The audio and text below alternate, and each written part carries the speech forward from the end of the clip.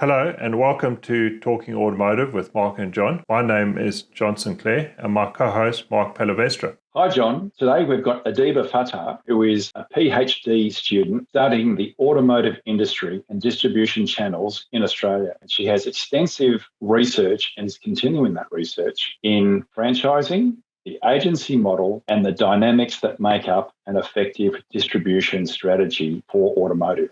Yeah, it's a really interesting discussion. She goes into depth about the challenges for both OEMs and dealers in the way they manage power differentiation between both parties and what the challenges that come out of that. So very interesting discussion and well worth a listen. If you like what you hear today, remember to subscribe to us on YouTube, on iTunes and Spotify. Follow us on LinkedIn and subscribe to our website, autocurrents.com. Let's jump into it.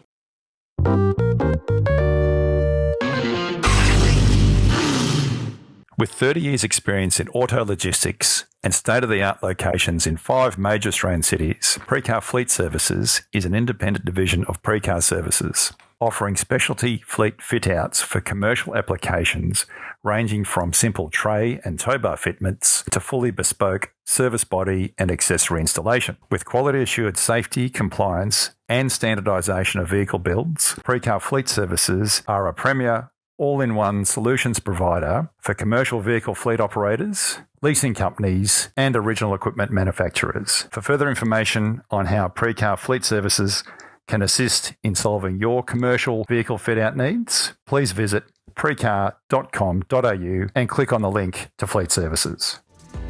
Modera is a cloud-based AI-powered CRM and retail platform aimed at digitizing the physical process of selling a car.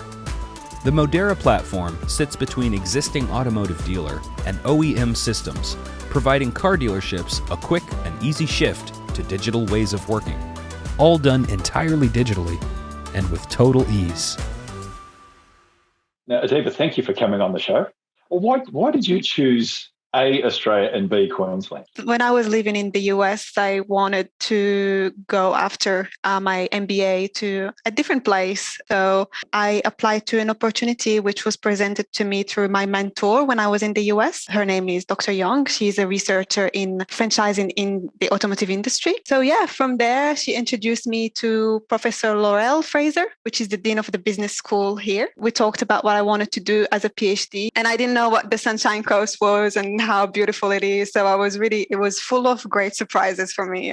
Yeah, we want to draw on the knowledge that you've done extensive research. The powerful thing about your knowledge is that you have researched at PhD level the franchise business model and the distribution channels for automotive without any motivation whatsoever from an OEM or from a dealer. So yours is a purely objective assessment of the industry and the pros and cons and where you see the opportunities and also the challenges for A, dealers, B, OEM. And ultimately, we are keen to get your expertise on questions that our audience will want to know from you, because you are the subject matter expert, well-researched, you speak with data, and you have international experience in this industry, which is phenomenal. Can you tell us a little bit about EVs? What do you think the impact will have of EVs on the franchise market? The question is not as much the EVs, because if we focus only on the EV disrupting the distribution model, then we disregard all the attempts previously made to disrupt those models. And EVs are just the new product that's coming into the market. A change in distribution is generally motivated to gain or delegate control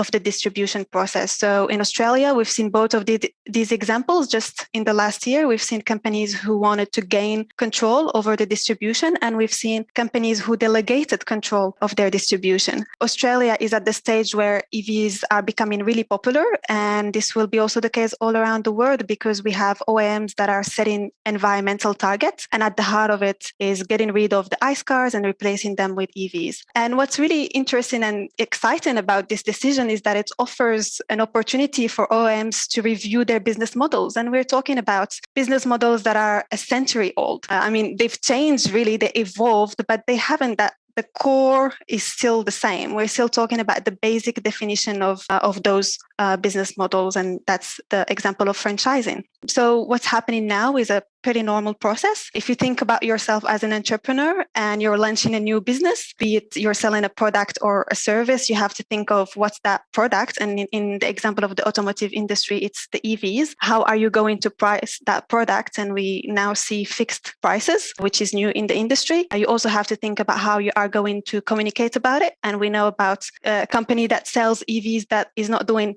any advertising. And you also have to think about how you are going to distribute those products in the most efficient and cost-effective way. And so far, we have a few models that exist. And the ones that we really talk about is the franchise models, which two different forms exist in the automotive industry. And we have the agency model.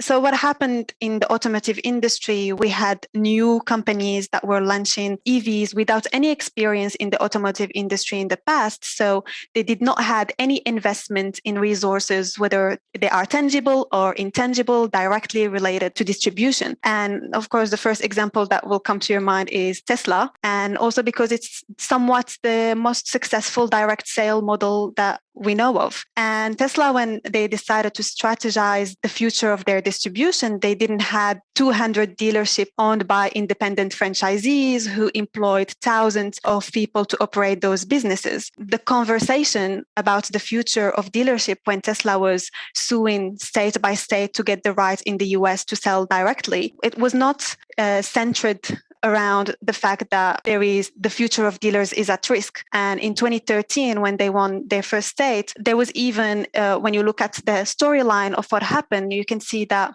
some of the first states that authorized Tesla to sell directly to customers in the US did it based on the fact that Tesla did not have any franchise network. And some even decided to only grandfather in Tesla that is the law still applies to everyone, even if they come up with an EV model, except for the case of Tesla. If Tesla did not exist, I think it would have been much harder for OEMs to be able to do the exact same thing in a country like the US. And that's still the case. Unfortunately or fortunately, I think these laws are exceptional, so you don't see them in other markets. The good thing about it is that it's given opportunity for OEM to try and reinvent to some extent their distribution in other markets. And generally, this is motivated by a need to create a higher degree of control of the distribution channel. And sometimes you also hear about a better experience for customers because they'll have a higher control of how the experience of the customer will look like. And so that's not new. It's been happening way before we even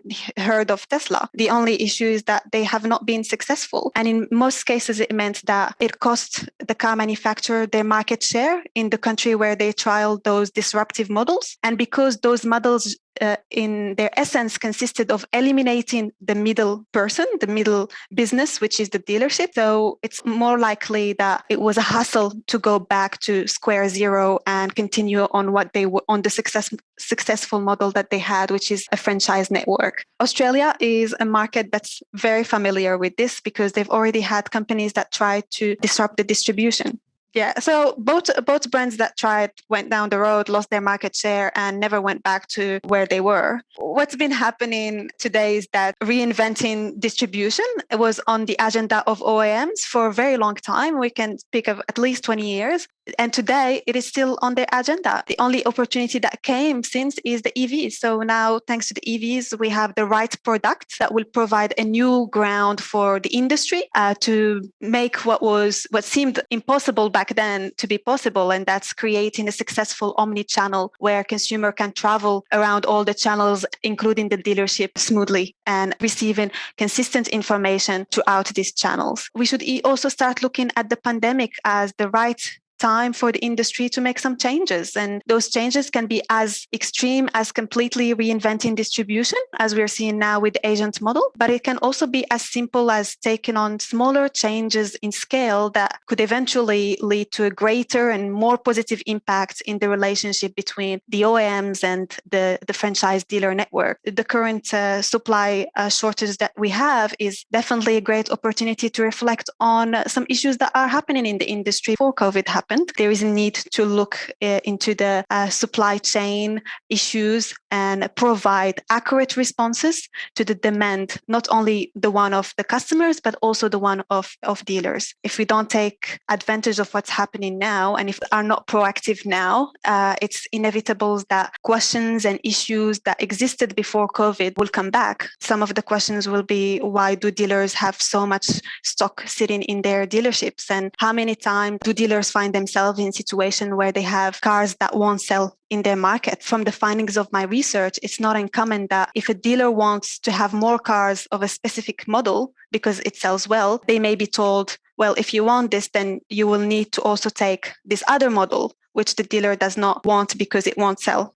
So eventually, I think the issue is that there are too many cars or cars that are not in the right place. And we can see this in Australia, and that's also the case in other countries. And the fact that there are too many cars and cars not in the right place is an example of a supply and demand imbalance. And it's an issue that the current shortage can help giving an argument to solve it. So you mentioned the need for omni-channel, and we've actually, in fact, had a podcast on omni-channel. Omni is definitely the future, where there is not just going to be one channel of purchasing or of getting information for your vehicle purchase. But you mentioned also the issue around the right inventory, right levels of inventory, and then the push strategy that OEMs have had. If they've got a product wrong, OEMs have to forecast a product, specify it from a market, import it in quantities that are sustainable for the factory to build in that right-hand drive configuration in a way, and price it at a point where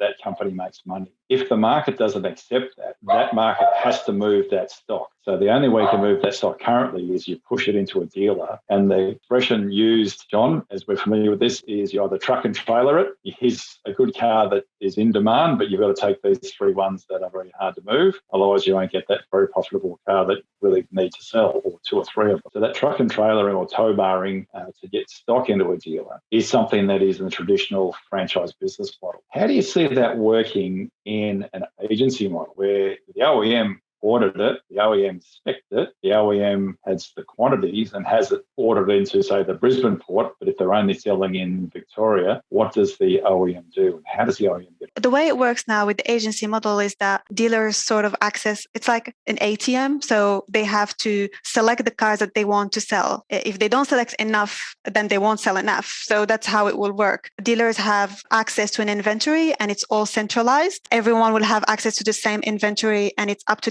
the dealers to select the vehicles that they'll be selling. And because their incentive is again based on the number of sales, then we might see similar things happening unless the dealers are more proactive and cautious in the way they select vehicles. So when stock is tight, the agency model works, but when stock is in oversupply, the franchise model works better. I would not make that conclusion. I think just to challenge this, if there is too many cars, if there is more supply than demand, we already see that in the franchising it doesn't work because dealers are under a sales bonus pressure, and if they have too many cars, then they start reducing prices, and some will sell to no profit on the car sales just so they can cash in the sales target bonus, and this affects the dealer network because not all dealers are willing to sell cars at no profit, and it will eventually also affect the experience of customers. And what you see is that we're targeting it with fixed pricing. That fixed pricing might fix the issue with dealers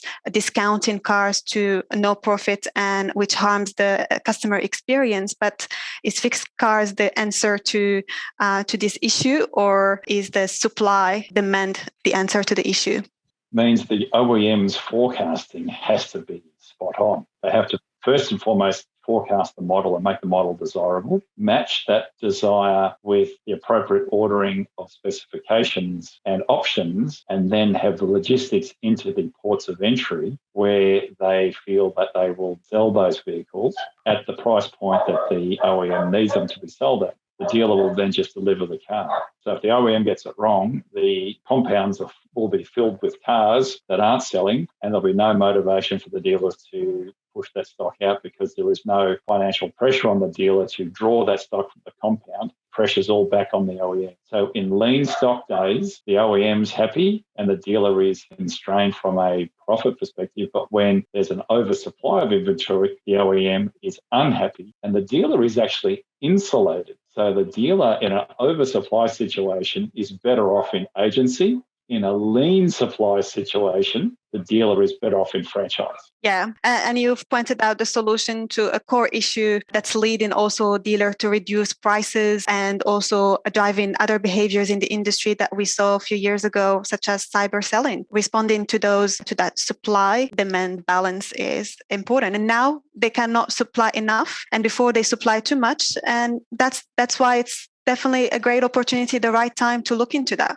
Yeah, I think the big challenge is to try and get that, because when you're planning a model from an OEM perspective, that model's planned out 6-7 years in advance. And because the suppliers have to gear up production, they have to do their tooling, they have to start making components. And then once all those components come to the factory, it becomes like a sausage machine. Those cars are coming out and you have to get them sold. So the challenge is, how do you get that 100% right? You go to launch a new vehicle, you think, well, this is going to do really well, and it just doesn't do well. So what you've got thousands of vehicles coming out the factory, you've got no choice. You have to try and sell them. And especially when they're all right-hand drive and there's only one other market you can move the right-hand drive stuff to, and that's New Zealand. And you've got to tear up on it to move it to New Zealand because there's nowhere else to send it to globally. So it's a tricky job as an OEM. Now, to the question, do you see with EVs that we're going to have more dealers or less dealers or the same number of dealers? I think what we've been seeing is a rationalization of a dealer network. So the message out there is the fact that we'll need less dealers. And we've also been seeing in Europe and in Australia consolidations of the dealerships. So we see less dealership with a lot less owners as well. As far as we go in Australia, the only thing that we've noticed is two companies who engaged in heavy reduction of their dealership network. One left the market completely, and the other one has moved to a different distribution model. It's more likely that they were the similar decision for two different reasons, because there haven't been much transparency in the process. It seems to be all confidential, but we know for sure that even the most successful dealers, those who won Best Sale Award and so on, have been issued with termination notices in this process of rationalization of the dealer network. So the other thing that we have seen is the online-only channel, which an OEM in Australia has decided to launch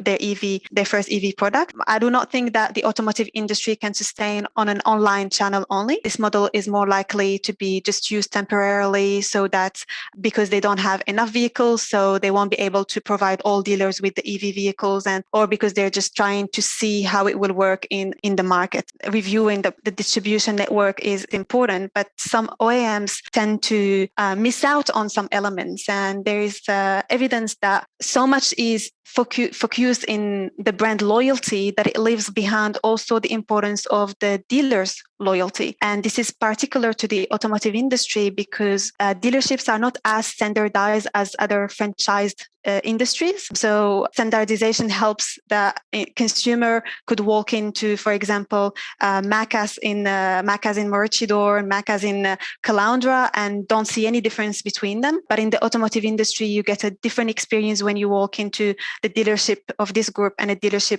of the same brand of a different group. Evidence that if the consumer has a higher dealer loyalty and a low or neutral brand loyalty, the car manufacturer may lose the customer to the dealer, and the customer is more likely to switch the brand based on the dealer's influence. So just with this finding, we can expand on some points. For example, is repurchase loyalty one of the KPIs that OEM use? Does it necessarily mean brand loyalty?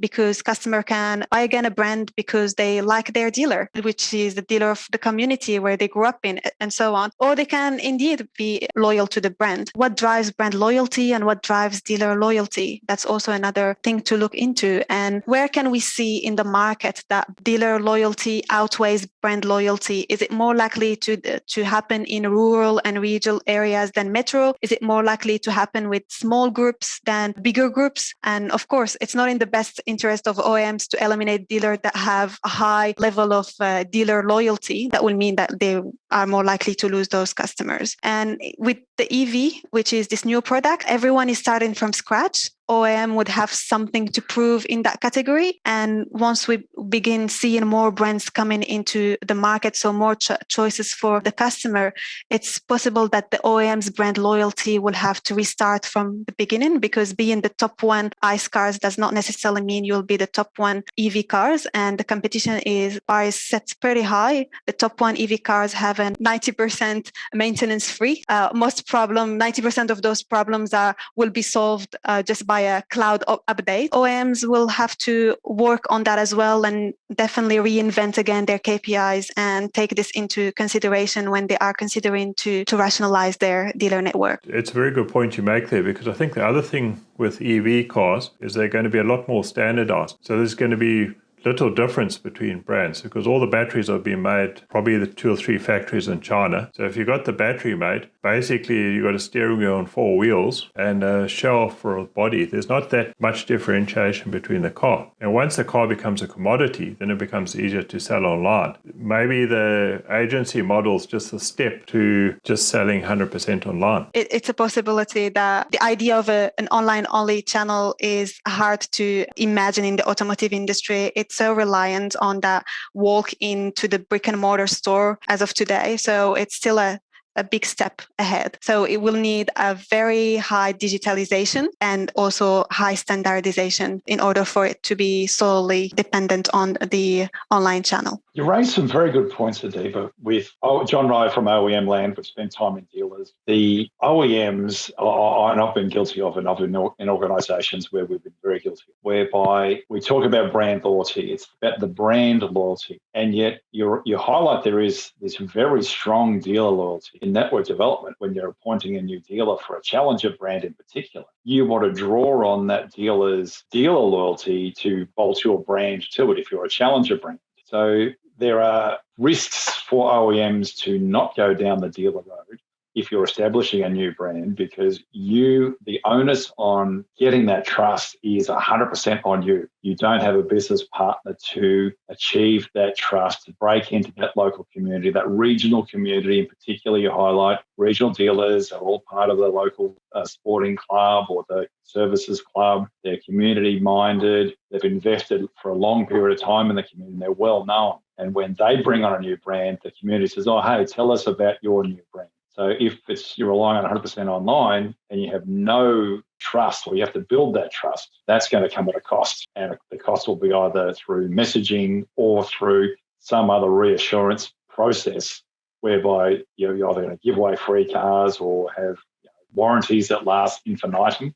There's going to be a whole heap of costs associated with that. So it's a very good point that you raised, and which probably really reinforces that the omni-channel is really the way that's going to be the most successful. That you still need some sort of franchise dealer network, and there will be some angles and channels where there is some direct sale. Yeah, you're right, actually, because when you're talking about omni-channel, the only thing that will have to really happen is that more standardization. So there'll be little space for dealers to play that role that you just described now, which is a community role. But the dealer is so important. And I think we see this with the agency model, because when other OEMs attempted to eliminate the dealers, they realized that they don't have the skills to be retailers, and they don't have that asset, and they need the dealer to facilitate that. And I think the agency model has learned somewhat that lessons from previous models that were implemented. We talked about the fixed price, which is an attempt to make sure that dealers do not sell at a reduced price to the point where they'll gain no margin, and where consumer they have not made a deal on a certain vehicle. But what I also want to say is that fixed price is advantageous for OEMs and for the future of the industry, because there needs to be a consistency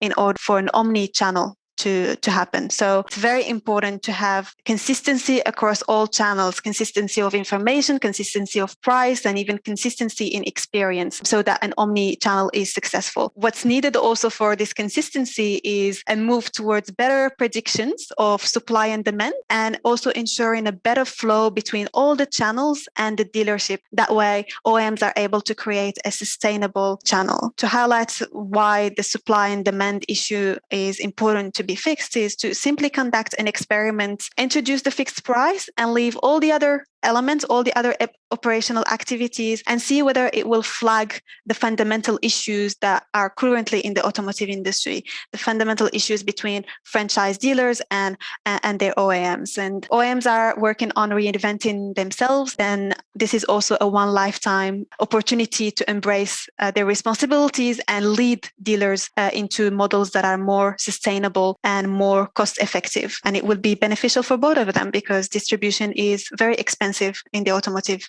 industry. For the agency model, there is still a fair bit to clear out before more goes into this smooth transition.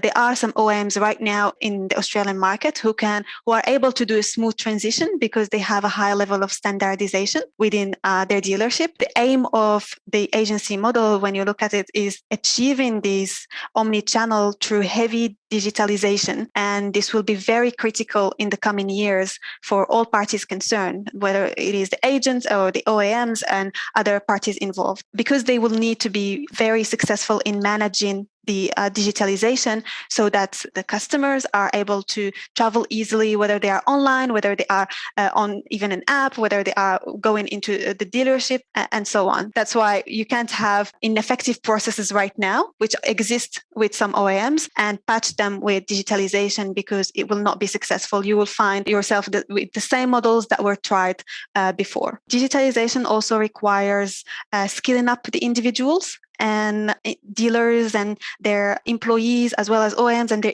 employees, will have to skill up in those new processes that will be installed within the dealership. Also fully dependent on data sharing. So they need to have access as much as possible to data on every single aspect of how the dealership functions, and not just the one of the consumer. So also how other things work in the dealership. But that's not the only things that it depends on, because what we saw, what's surprising about the agency model is that it actually learned in some parts what failed in the past. And I have 2 lessons that I can see from this model that have been adopted in the agency. The first one is don't get rid of dealers.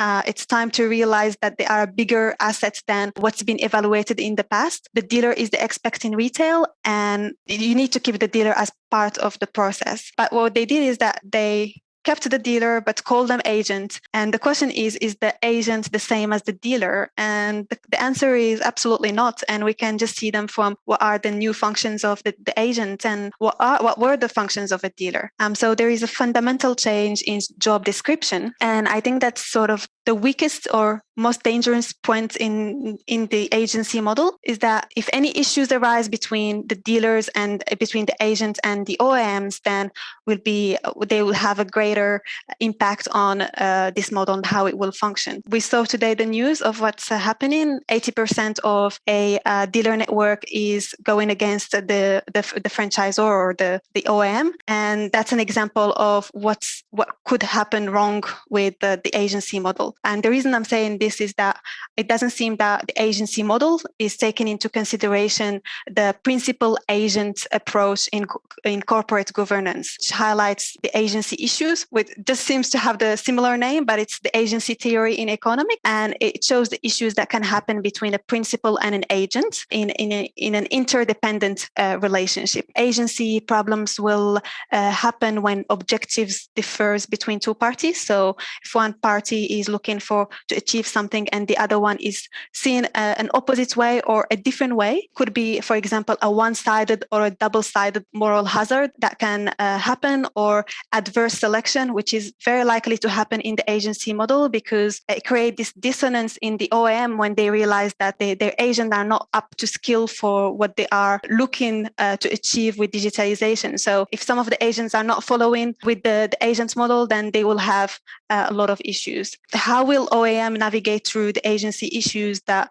are expected in this new model? These agents happen to also be franchisees, so they are every day able to compare what they used to have and what they are having now. How are you going to minimize the impact of that? And the other thing is that the Australian market is also largely based on multi-branded dealership models. And for the omni-channel to succeed, the OEM will need to collaborate with the agent so that the required skill are learned and also the unnecessary costs are addressed and are eliminated from the channel. Right now, we're thinking that an agent, a dealer just turns into an agent, but they're not. That dealer has multi-franchise. So they're still a dealer in all these other brands, but they're an agent in one. So they can quickly work out and show and speak with data to say that works better or that works better. Or I'm feeling like I'm under more control here because I can wheel and deal, I can buy and sell and negotiate, whereas over here, I cannot. I'm powerless to do what I can do here.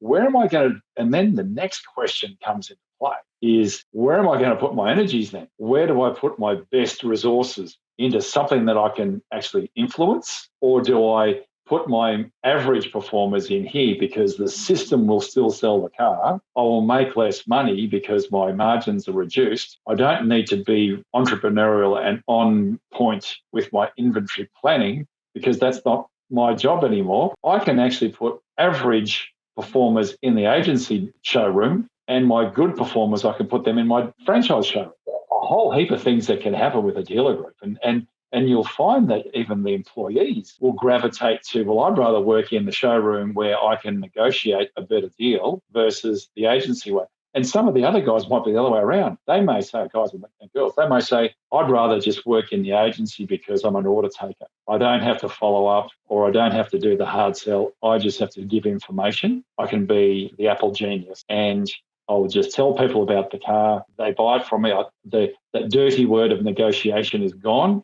Here is the price. Can I help you with anything else? If I don't make the sale, so be it. But then if I'm hungry and I want to be entrepreneurial, I want to be in the showroom where I can negotiate and I can do some wheeling and dealing. That's a risk in agency that you actually find you potentially will lose the go-getters. Now, you might not want those go-getters because some of those go-getters may have questionable business practices. So you'll want them out anyway. But the risk is that in losing those people, you actually lose the really good entrepreneurs. Now, when I was at the beginning of my research, when there was an announcement, when I started collecting data and the announcement was made of the agency model, and I remember I was just asking as a last question to my participants, so what do you think of the agency model? And one of the biggest dealer in Australia said, this is a model that would work well for the lazy dealers, but for those who want to run their business and have control over it, I think there will be a lot of dissatisfaction. As you said, employees will prefer to be in businesses that have more of a safety for their job. And if there is a rotation, there's been some case studies done for the agency model where you have to be, in order for you to make any profits, you have to make sure you figure out how your employees are going to be affected within the business, and you need to optimize their time when they are working in the agent model dealership. And then, of course, the multi-branded dealership model is the one that's dominating the Australian market. So dealers are continuously comparing. And even just with franchising now, it's not unusual for me to hear that a dealer with 14 brands consider themselves only an A brand dealer, and they give all the attention to that, but try to get done the best possible the other brand, but all the attention and time goes into that brand because they believe that that's the brand they want to give the attention to. They represent that brand very well. That's triggered by the fact that they have a healthy relationship and supportive relationship with the OEM. So if the agent model is not offering the same thing, then there might be some issues with that. It's very important that during this time when they are transitioning these models, and I know we've been looking at OEM saying that they've been collaborating, but then at the same time, you have the network that's not happy. And the other side of the story is that we've been collaborating with the network. I think that it's very important that the OEMs continuously acknowledge the importance and the benefit of having that relationship with whether it is the dealer or the agent. And so collaboration, commitment, and communication are really favorable mechanisms to use during this time of transition or even this time of uncertainty that we have. So collaborating on what those changes will be and making sure that we agree on the agenda and how we are going to proceed, and committing on doing the necessary, following on the steps to achieve what's on the agenda. And of course, always communicating about the advancement of the agenda of the things that are happening with the transition. So is it what's happening with the agent model? Is this the mechanism that's employed? I think only dealers can really tell us whether whether OEMs have been collaborating with them and committing and communicating about this introduction. Now, I'm keen to ask the question around the power balance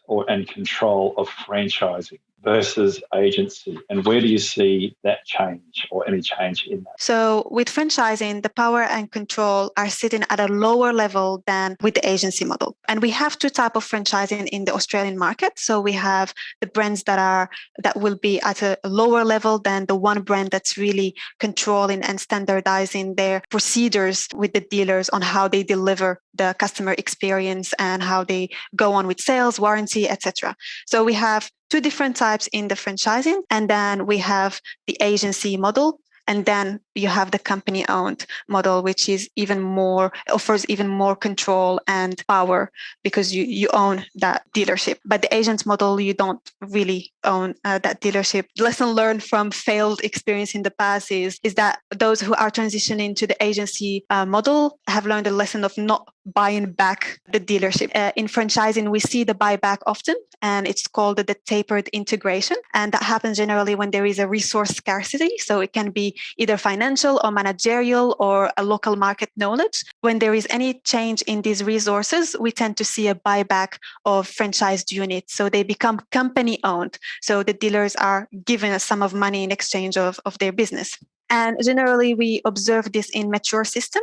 And the units that will be bought back by the franchisor would be either the very successful, profitable units or the one that are more likely to create conflict between the franchisee and the franchisor, where the relationship is conflictual, because that will be a proactive action to not let things go worse between the franchisor and the franchisee. So the fact that OEMs are switching to the agent model during the pandemic seems to be the right move for those who are prepared for it. But what we are seeing here is that they are not buying back the dealership from the dealer. And so they are not owning those dealerships. And that's why the agent model cannot really be considered the company owned, because at the end of the day, if you were an agent now and you're not happy proceeding with this model in the next 4 years, when the 4 years come up and you are renewed, you can just say, I don't want to be renewed, and you can replace that unit with two different businesses if you're not happy anymore with that. The OEM does not have the control of that unit. So the other thing that I wanted to say is that there needs to be a compensation for dealers, because they're moving them to an agency model, taking off so many of the previous job description that they used to have. So dealers need to receive a fair and reasonable compensation for their past investment. And we are talking about investments in CapEx. We are talking about the staff, whether they are admin or whether they are technicians that are working. And we also have to make sure that they receive a fair, reasonable compensation for the in-house digitalization that they've adopted and invested in themselves. So now they have to switch to the OEM's digitalization systems, but are they buying them out of their current processes? And in fact, if you think now in the Australian market, it is possible that there is a group right now who is working on at least 4 different digitalization systems, for those on agency models, the OEMs who have their own in-house, and the ones who give the freedom of OEM for dealers to pick their own systems. And that's a lot that's not cost effective for dealers. The other thing about buying back units, buying out dealers from their franchises, can be beneficial for the OEMs, because if they didn't decide to launch directly the agency model in one block, they could have picked a couple of units where they can trial the agency model on those, buying out dealers from that and trying to see how it will function. Buying back units is sometimes a good opportunity to test the models that they wanted to introduce but introducing directly the agency model is creating a lot of uncertainty, not only for dealers, but also for the OEMs. We see different behaviors when there is uncertainty, and this uncertainty can be environmental uncertainty or behavioral or economic uncertainty or institutional uncertainty.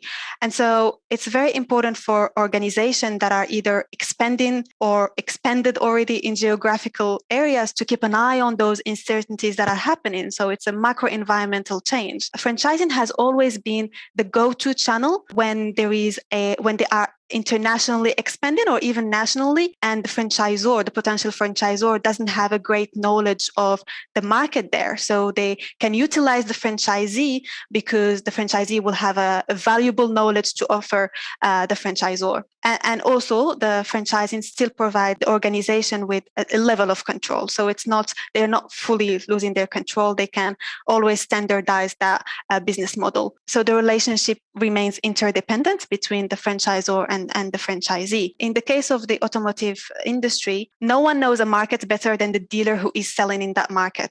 And that's very important to acknowledge, because when I speak to dealers and they will question their KPIs, they'll give you evidence of what's actually happening in their market, which OEMs are either not willing to listen or don't pay attention to, or it's not part of how they proceed with setting the KPIs. They don't go into that level of depth. So they miss out on those elements. There is evidence that in times of uncertainty, when it's economic, behavioral, or institutional, the company-owned model is the least effective model to utilize. There is always the franchising model, whether it's a joint venture or whether it's a master development franchising. So, for example, the brand that delegated the control to a different company to take care of the distribution have decided to just give a right of master development franchising and focus on that for their distribution. How does this apply to Australia? We've seen that the automotive industry has faced a lot of institutional uncertainty, and that starts from looking at two elements in the institutional uncertainty. First, if the institution represented the regulatory framework for franchising. And we can only say that last year was a bit of an eventful time for regulation. And when there is institutional uncertainty, that means that the potential franchisee outside of the automotive industry, when the regulatory framework doesn't provide a safe environment for potential franchisees, then they will be more reluctant to join a network, because either the industry is not well regulated or the sector is not well regulated. We are seeing that in Australia, it works the opposite way. So it's the franchisor that are now triggered by this institutional uncertainty rather than the franchisees, and who are taking actions to make sure that they are proactive with this continuous uncertainty that's happening. So it's either moving away from franchising, which was the topic of the regulations last year, and it continues today. Maybe it's a coincidence that while there was an institutional uncertainty, there was an announcement for models that are moving away from franchising. Even with what happened, we see that the agent model is under franchising regulation, so they couldn't really avoid institutional uncertainty by introducing these new models. And the second way we can look at it is the speed at which things are changing, the volatility of the industry. Some OEMs have been making announcements for how they will sell their EVs. So this is also another type of uncertainty that targets dealers. So these are the ones who now face this uncertainty. And it refers to the business model. Which business model I'll be on tomorrow? The OEM decides to change this. So, and because the dealer is dependent on that business model, so they have to manage through the pressure that the uncertainty brings in, and make sure that they have their back covered. So in my research, I'm evaluating three aspects of franchising in the automotive industry. So the first one is the social exchange. And in here, I'm looking at how power and control are perceived by dealers and OEMs. And in this part, I collected all operational issues that relate directly to the franchising relationship in the automotive industry. So this links back to the agency issues we were referring to from the agency theory. Since I have both perspectives of dealers and OEMs, I'm actually able to look at both sides of the story. And some of these issues include issues related to the senior management team, their rotation and their turnover within the OEM, and how it creates uncertainty and impacts the relationship between dealers and OEMs. Also, the level of support offered by car manufacturers to dealers. There's also the warranty processes and diagnostic system and the issues that it causes to dealers, and the KPIs programs, and how particularly sales targets and how they affect the PMA of dealers. The second aspect of this research is to look into the institutional uncertainty. This is particular to the country's regulations, and that's why the research is focused on the Australian automotive industry, because you have to be focused on a specific regulatory framework. So I'm looking into how dealers and OEMs perceive those regulatory regulatory framework and also how they react to the change that's happening now, the new reforms. And the final aspect is the contractual relationship. This does not only include the contract. I'm particularly looking at the operational manuals, or what they call the policy and procedures manuals. So that's a big part of the research, is seeing how control mechanisms are used by OEMs in the business model. And those are generally administered through both the operational manual and the contracts. So far, what I found is that there is different treatments that car manufacturers administer to members of the dealer network, and that will depend on the car manufacturer market share, the dealer size, and the location of the dealership. And now at the moment, what I'm doing is I'm building cases that represent the various dealership models that you can find in the automotive industry. And I'm looking at the differences in issues that these dealers face depending on where they sit within the car manufacturer market share, dealer size, and the location. And I'm looking at the level of support provided by car manufacturers, the visits of dealer representatives, also called as field representatives, and the effectiveness of those visits. I'm also looking at the financial contributions of car manufacturers and how it's perceived by dealers, and also their reaction to the legal reforms. And other things such as the perceptions of collective bargaining and the importance of the role of the dealer brand council. So there are many aspects that I'm looking at in this research. I was about to say, Deb, if you can master all of that, you'll have OEMs lining up for that data for one, because that whole, how effective is your field team? How effective are your policies and procedures? Are they being executed? Do they make sense? And then from a dealer perspective, the churn of senior management in OEMs, this country is notorious for that. And it's interesting that the brands that have consistency with their leadership team are the stronger performing brands. Yeah, that's definitely one. Engagement and trust between the dealer network, and you're right, the strength of a good, strong dealer council that works in collaboration with the OEM, that is the formula for success. And there are a couple of brands here that have that, and no surprise that they are so far out in front from a market share perspective. The process is followed, but the turnover of senior management is very low. In fact, most people don't even know who those senior management are outside of those organisations, and it's a credit to how they go about it. Everyone maintains consistency, but also there's actually quite a lot of satisfaction in that particular group and franchise. Yeah, absolutely. And those who don't really put financial incentives on following the operational manual. Some of these companies also observed that their dealers achieve higher satisfactions when they were told not to really take into consideration the operational manual recently with COVID. And so the question is, do you need all of these hundreds of pages to tell dealers how to run the business? What are the things that are a waste of time for dealers and a waste of time for the OEM? So these are, very important aspects in the dealership. And the senior management rotation, not just the CEOs, but also the sales director and how it managed. That means every time it changes, that would require the dealer to build again a relationship, because that's the relationship they will have with the franchisor. And so stability in that would mean that they'll have more time to create that relationship and sustain it.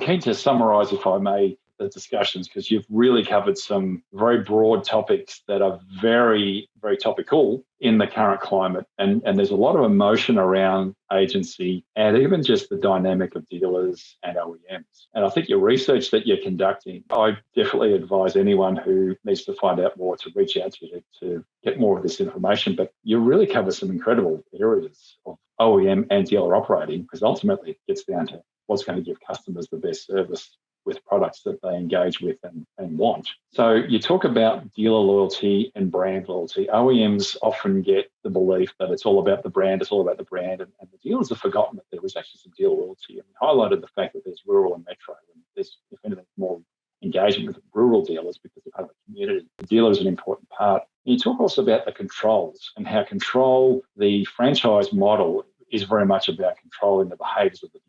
And moving to agency increases that control, because The whole idea of those controls is to have consistency, standardization. And although there still is an omni-channel where it isn't only just being sold online, there's going to be some online sales, but you need consistency and standardization through the digitization of what the OEM does and the dealer. But there's always going to be objective differences between each places. Each entity is going to come from a different angle at certain points, which is where the conflicts come in. But then we talked about when EVs are the perfect disruptor to re-look at the distribution model. And the reason why, the question is being asked by a lot of people. So why do you need to change to agency? It's because it's the time to look for that competitive edge to gain more control over your distribution channel. Not delegate it, but actually gain more control. And it means that you can reduce costs because the margin is less margin is being shared with a third party. It can be retained within the OEM, and more of the margin from the sale of the vehicle comes back to the OEM. But then there's I will take, but I will give.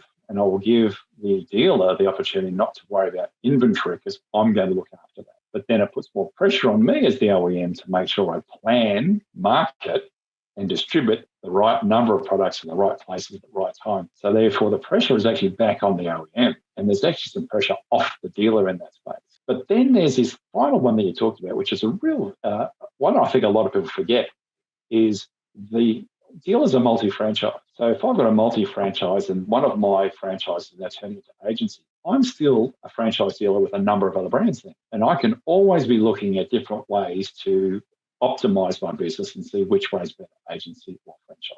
But also my employees will look at which one's better to work in. Is it going to be an easier, low-stress path to just put a casual worker or an okay person in the agency showroom, whereas the go-getters you put in your franchise showroom? So these are questions and discussions that you went through a lot of detail, and I encourage anyone who needs to find out more to reach out and ask more questions around this, but you covered it extensively. So thank you for coming on the show. We really appreciate you sharing your knowledge, your expertise, and your research.